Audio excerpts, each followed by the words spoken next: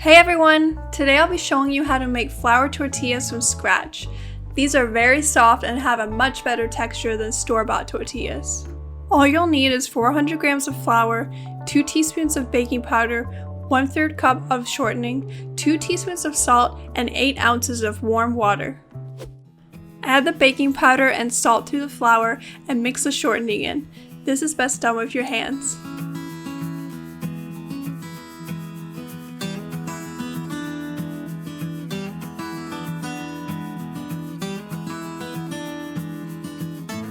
Add in the water and knead for around 5 minutes or until your dough has become soft and smooth.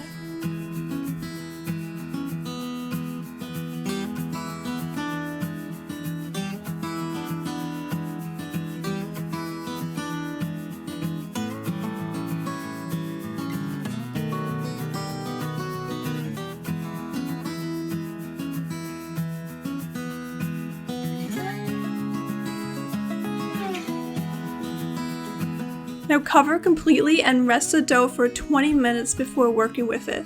This ensures the gluten is relaxed so it's easy to roll. Now it's time to portion. This recipe will yield 12 to 14 larger tortillas or 16 smaller sized tortillas.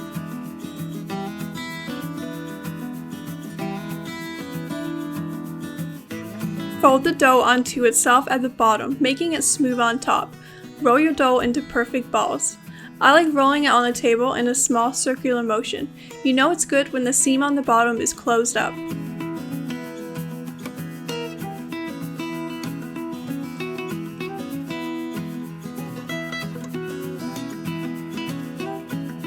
Time to roll them out. Flour your work surface and start rolling them one at a time. Start from the center outwards and work your way around. Try to keep your pressure the same so it's even all over. Don't worry too much if it doesn't come out a perfect circle. This will come with practice.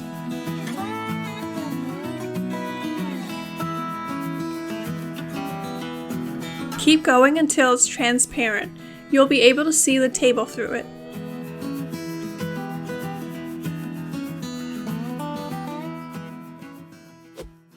Let's fry them up. Heat a large pan over medium heat. When the pan is hot, place one dough circle onto the pan and cook for about 1 minute or until the bottom surface has a few pale brown spots and the top surface is bubbly.